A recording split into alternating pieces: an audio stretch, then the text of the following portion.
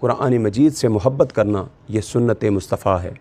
آقا دو عالم صلی اللہ علیہ وسلم نے ایک رات حضرت ابوبکر صدیق رضی اللہ تعالیٰ عنہ اور حضرت عمر فاروق رضی اللہ تعالیٰ عنہ کو ساتھ لیا اور حضرت عبداللہ ابن مسعود کے گھر پر تشریف لے گئے۔ حضرت عبداللہ ابن مسعود اپنے گھر میں بیٹھ کر قرآن مجید کی تلاوت کر رہے تھے۔ آقا دو عالم صلی اللہ علیہ وسلم ان کے گھر کے باہر کھڑے ہو کر ان کی تلاوت قرآن کو سننا شروع ہو گئے۔ اللہ اکبر! حضور کافی دیر تک کھڑے ان کی تلاوت کو سنتے رہے۔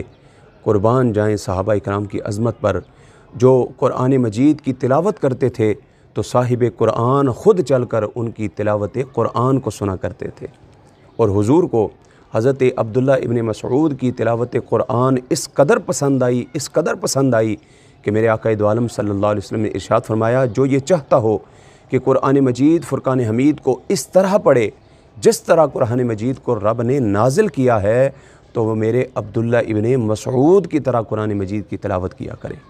اللہ اکبر!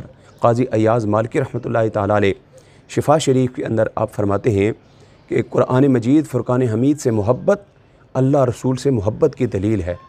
یعنی اگر یہ کوئی جاننا چاہتا ہے کہ اس کے دل کے اندر اللہ اور اس کے رسول کی محبت ہے یا نہیں، تو وہ یہ دیکھے کہ اسے قرآن سے محبت ہے یا نہیں۔ اگر اس کے دل کے اندر قرآن کی محبت موجود ہے تو اس کا مطلب یہ ہے کہ اس کے سینے کے اندر اللہ اور اس کے رسول کی محبت بھی موجود ہے۔ حضرت محمود غزنوی رحمۃ اللہ تعالیٰ علیہ کی قرآن سے محبت کا واقعہ بھی آپ کو سناتا ہوں۔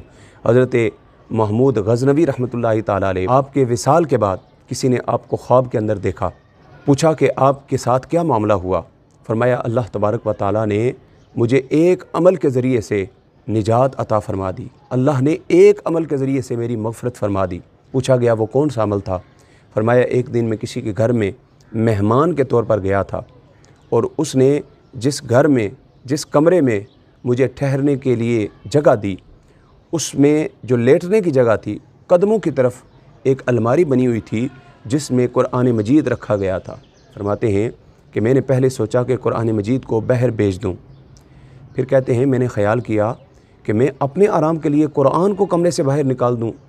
میری محبت قرآن نے، میرے ایمان نے اس بات کو گوارا نہ کیا، اور فرماتے ہیں کہ میں نے ساری رات بیٹھ کر گزاری قرآن مجید کے ادب و احترام میں، قرآن کی محبت میں نے قرآن کی طرف پاؤں پھیلا کر آرام نہیں کیا، بلکہ پاؤں سمیٹ کر ساری رات بیٹھا رہا، اور میری یہ ادا اللہ تبارک و تعالیٰ کی بارگاہ میں اس قدر مقبول ہوئی کہ اللہ تبارک و تعالیٰ نے اس عمل کے ذریعے سے میری مغفرت کا اعلان فرما دیا۔